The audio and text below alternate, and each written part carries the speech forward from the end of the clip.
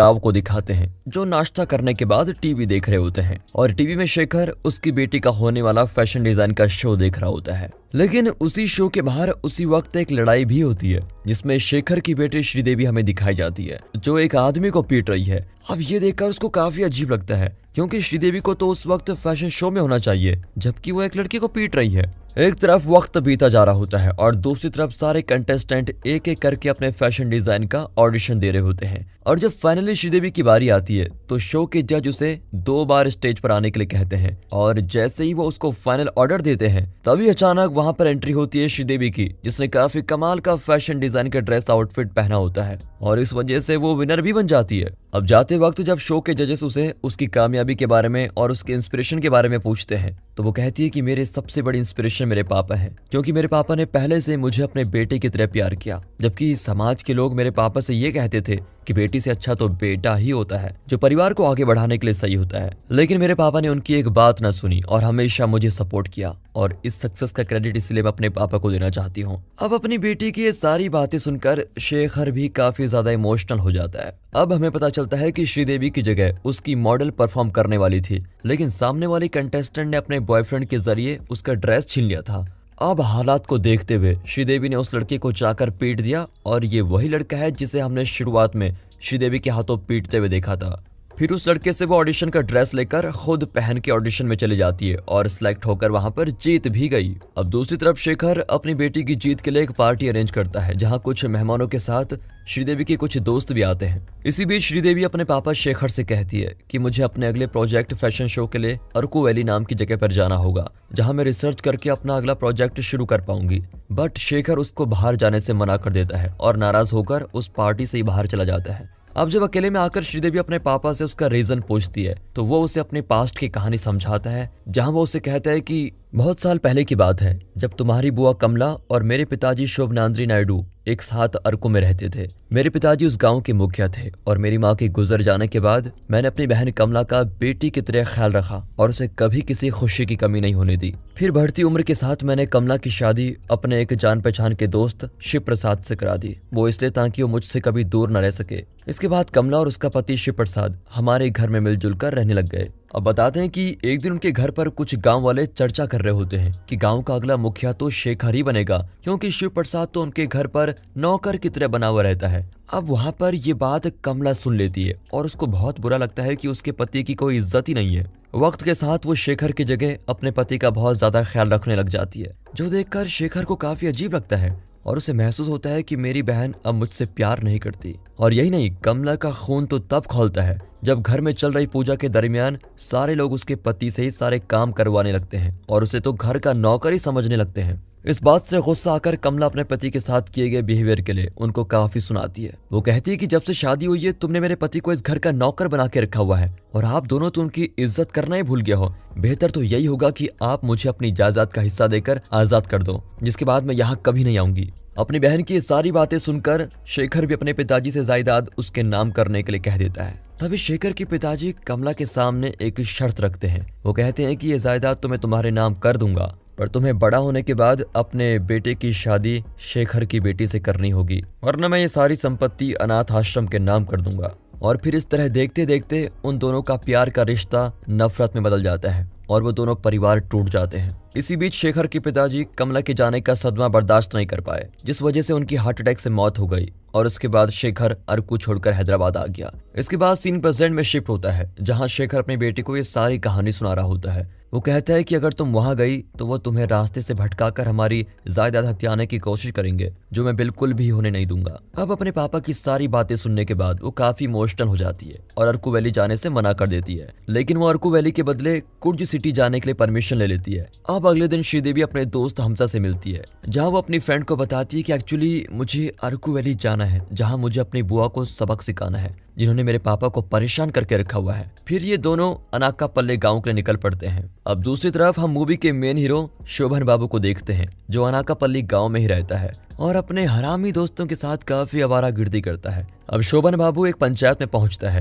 जहां उसके अंकल को कोई डीडी नाम का आदमी परेशान कर रहा होता है, क्योंकि उसके अंकल ने उससे 3 लाख रुपए ब्याज में लिए थे और फिर पैसे न चुकाने के कारण डीडी उनके घर पर कब्जा करने वाला होता है। तभी शोभन बाबू उसे जल्दी पैसे लौटाने का वादा करता है और डीडी फिर उसको 15 दिन का टाइम देता है। अब रात में शोभन बाबू अपने दोस्तों से शराब पीते वक्त कहता है, मुझे कुछ न कुछ जुगाड़ करके पैसे अरेंज करने होंगे। साथ ही कहता है कि अरकू में उसका एक घर है जिसको बेचकर वो अपने काका का कर्जा चुका सकता है। इस तरह से शोभन बाबू भी अरकू जाने के लिए निकल पड़ता है और दूसरी तरफ श्रीदेवी भी अपनी फ्रेंड के साथ अरकू पहुंच जाती है और रास्ता ढूंढते ढूंढते वो फाइनली शोभनाद्री नायडू के घर पर पहुंच जाती है, जो उसके पापा का घर था, जहां उसकी मुलाकात सुब्रमण्यम से होती है, जो उस घर को अब खुद का घर बताता है। ये सुनकर श्रीदेवी को समझ आ जाता है कि ये मेरी बुआ का लड़का होगा, इसीलिए वो अपनी बातों में उसको फुसलाकर उस प्रॉपर्टी के एग्रीमेंट उससे साइन करवा लेते हैं और पूरी जायदाद को अपने नाम करवा लेती है। और वो बेवकूफ सुब्रमण्यम भी बिना कुछ कहे देखे वो कागजात उसको दे देता है। लेकिन जब उसे समझ आता है कि श्रीदेवी उसे ब्लैकमेल कर रही है तो वो इसकी खबर अपने दोस्त शोभन बाबू को देता है, क्योंकि शोभन बाबू ही उस घर का असली वारिस था। बट आने से पहले शोभन बाबू के साथ एक स्कैम हो जाता है जब कोई चोर उसका बैग लेकर ही भाग जाता है और उसके बैग में उस घर के ओरिजिनल कागजात होते हैं। फिर जब शोभन अपने दोस्त सुब्रमण्यम के साथ उसके घर पहुंचता है तो वहां पर श्रीदेवी आकर उनको रोक देती है और कहती है कि मैं इस घर की असली मालकिन हूँ, और इतना कहकर उन्हें वहां से निकाल देती है। अब इस बात का बदला लेने के लिए शोभन भी एक प्लान बनाता है जिसमें वो श्रीदेवी की फ्रेंड हमसा को रात में भूत बनाकर डराने लगता है, जिससे हमसा तो काफी डर जाती है। अब अगली रात डराने के समय शोभन वहां पर पहुंच जाता है और वो कहता है कि मैं भूत को भगा दूंगा, जिस पर वो बड़ी चालाकी से श्रीदेवी से कॉन्ट्रैक्ट पेपर साइन करवा लेता है और उल्टा उन दोनों को ही ब्लैकमेल करने लगता है। अब उस घर की जायदाद की वजह से इन दोनों में चूहा बिल्ली का खेल शुरू हो जाता है और ये दोनों एक दूसरे को खूब तंग करने लगते हैं। अब एक दिन अचानक एक अनजान बूढ़ा आदमी शोभन के घर पर आ पहुंचता है और वो उसको बेटा कहने लगता है। ये सुनकर शोभन भी उससे अपने पापा की तरह बिहेव करने लगता है, उसे नहला धुला के कपड़े भी देता है और साथ ही अपने हाथों से खाना भी खिलाता है। अब शोभन का ये नेक दिल बिहेवियर देखकर श्रीदेवी उससे काफी इंप्रेस हो जाती है और मन ही मन उसे चाहने भी लगती है। अब उस बूढ़े आदमी के रवाना होने के बाद जब श्रीदेवी उससे पूछती है, तुमने इस आदमी को बाप क्यों कहा, तो वो कहता है कि इस आदमी का इस दुनिया में कोई नहीं है और ये मेरे पापा जैसा था और मैं अपने पापा से बहुत प्यार करता हूँ, इसलिए मैंने इसकी मदद की, जिससे श्रीदेवी को काफी अच्छा लगता है। अब एक दिन श्रीदेवी अपने मन की बात शोभन से कहने वाली होती है, तभी शोभन की माँ का कॉल उसको आ जाता है और गलती से श्रीदेवी उसकी माँ कमला का फोटो देख लेती है और उसको पता चल जाता है कि शोभन तो कमला बुआ का बेटा है। ये देखकर वो उससे नाराज हो जाती है, जिस पर शोभन कहता है कि मैं ही शोभनाद्री नायडू का पोता हूँ और इस घर का वारिस भी। अब तुम प्लीज मुझे इस घर के कागजात लौटा दो जिससे मैं अपने कर्ज को चुका सकूं। लेकिन जब श्रीदेवी को इस बात का भरोसा नहीं आता तो वो उसे अपने घर अनाकापल्ली लेके जाता है। वहां पहुंचने के बाद श्रीदेवी अपनी बुआ कमला को देखती है। अपने पापा की बातों को सुनने के बाद श्रीदेवी के मन में कमला के प्रति बहुत ज्यादा नफरत होती है, लेकिन जब वो कमला को इस गरीबी की हालत में देखती है तो वो काफी ज्यादा इमोशनल और हैरान भी होती है। अब रात को खाना खाते वक्त कमला श्रीदेवी से कहती है, मेरे पति के गुजर जाने के बाद हम यहाँ आ गए और तब से हम इसी घर में रहते हैं क्योंकि इस घर में हमारी पुरानी यादें जुड़ी हुई है। इसके बाद जब कमला खुद से अपने भाई शेखर की तारीफ करने लगती है, ये देखकर तो श्रीदेवी भी चौंक जाती है कि पापा ने तो मुझे कुछ और ही बताया था। शेखर की तारीफ की बातें सुनकर शोभन को बहुत गुस्सा आता है और वो बिना खाए ही बाहर चला जाता है। उसके बाद वहां पर शोभन का अंकल मूर्ति आता है, जिससे श्रीदेवी उसकी बुआ कमला और पापा शेखर के बारे में पूछती है कि आखिर ऐसा क्या हुआ था जिसकी वजह से दोनों भाई बहन अलग हो गए। जिसके बाद मूर्ति श्रीदेवी को पूरी सच्चाई के साथ स्टोरी बताता है, जो कि काफी अलग है। एक्चुअली हुआ ऐसा था कि जिस दिन शिवनाद्री के घर में पूजा थी उस दिन शेखर वहां पर मौजूद नहीं था, जिस वजह से मुहूर्त का टाइम भी बीता जा रहा था। जिसके बाद शिवनाद्री के कहने पर कमला अपने पति शिव प्रसाद के साथ पूजा के लिए बैठ जाती है। तभी वहां पर शेखर भी आता है, जो पहले से इस बात से नाराज था कि कमला शिव प्रसाद की ज्यादा केयर कर रही है, और फिर अपनी जगह पर पूजा के लिए शिव प्रसाद को बैठा देख उसको और गुस्सा आता है। जिसके बाद वो गुस्से में आकर अपने पिता से प्रॉपर्टी में अपना हिस्सा मांगने लगता है।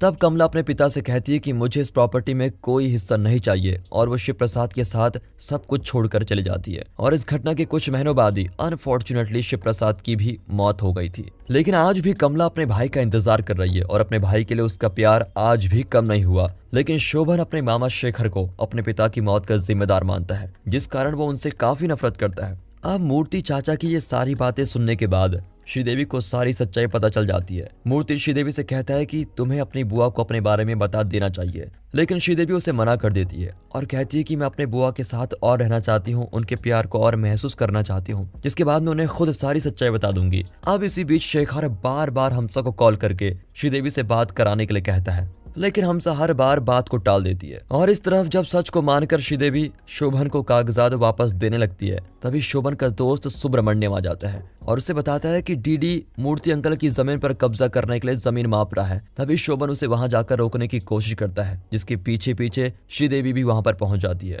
और अपनी ओर से 3 लाख का चेक उसको दे देती है और कहती है कि इससे तुम अपने अंकल की जमीन को बचा लो। अब श्रीदेवी को मदद करता देख मूर्ति उसका शुक्र अदा करता है, जिसके बाद गाँव के बहुत सारी औरतें उसे आशीर्वाद देने आती हैं और बीते वक्त के साथ श्रीदेवी भी अपनी बुआ कमला के साथ उनके घर में रहने लगती है। इसी बीच श्रीदेवी की मुलाकात शोभन के दोस्त सूरी से होती है, जो उसे बताता है कि शोभन तुमसे पहले एक सरोजा नाम की लड़की से प्यार करता था, जो कुछ हालातों की वजह से बिछड़ गए। और वैसे इन दोनों को अलग करने वाला और कोई नहीं बल्कि खुद सूरी था, जिसने अपने दोस्त की गर्लफ्रेंड को ही पटा लिया। इन दोनों को रंगे हाथों पकड़ने के बाद शोभन ने उसे छोड़ दिया और बाद में उसकी लाइफ में श्रीदेवी आ गई। अब इस तरह से दोनों अपनी लव लाइफ को काफी अच्छी तरह से एंजॉय करते हैं। इधर हैदराबाद में शेखर अपने ऑफिस जा रहा होता है, तभी वो श्रीदेवी की फ्रेंड हमसा को वहां पर सिग्नल पर देखता है और उसका पीछा करता है। उससे पूछता है कि बेटा तुम हैदराबाद से वापस कब आई, और अगर आ गई हो तो मेरी बेटी इस वक्त कहाँ पर है। तब डर के मारे हमसा उसको सब कुछ सच बता देती है कि श्रीदेवी इस वक्त अपनी बुआ कमला के साथ अरकू में है।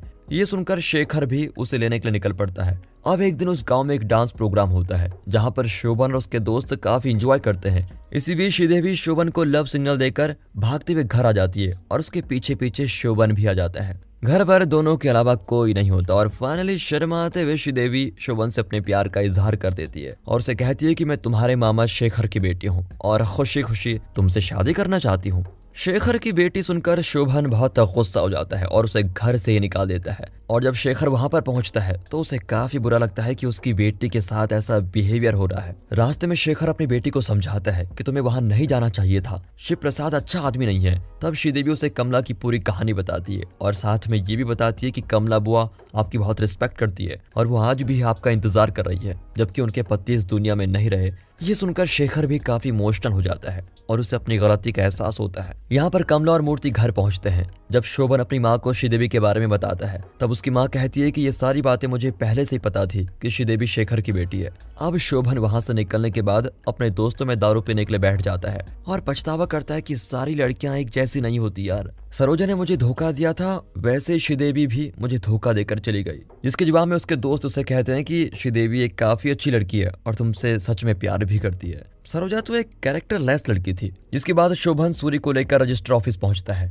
जहां वो श्रीदेवी को आखिरी बार मिलने के लिए बुलाता है, क्योंकि ये कागजात पर श्रीदेवी का एक सिग्नेचर बाकी था। लेकिन जब श्रीदेवी वहां पर पहुंचती है तो शोभन उसे इग्नोर करने लगता है और उससे बात तक नहीं करता।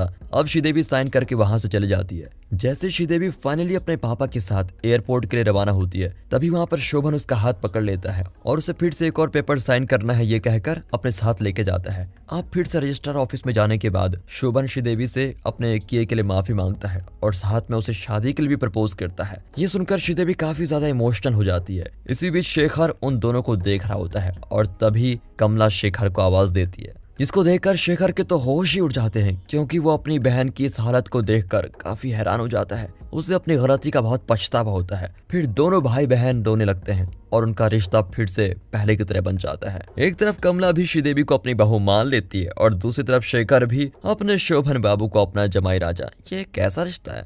अब इस फिल्म के लास्ट सीन में एंट्री होती है मूर्ति की, जो बहुत सारे मेहमानों को लेकर शादी की तैयारी में लग गया है। तो फाइनली अब शोभन और श्रीदेवी एक दूसरे के साथ शादी करने जा रहे हैं और इसी हैप्पी एंडिंग के साथ ये मूवी यहाँ पर खत्म होती है। दोस्तों, स्टोरी में मजा आया हो तो वीडियो को लाइक कीजिए, चैनल को सब्सक्राइब करिए। बाकी मिलते हैं अगली वीडियो में, तब तक के लिए गुड बाय, अपना ख्याल रखिए and finally thanks for watching.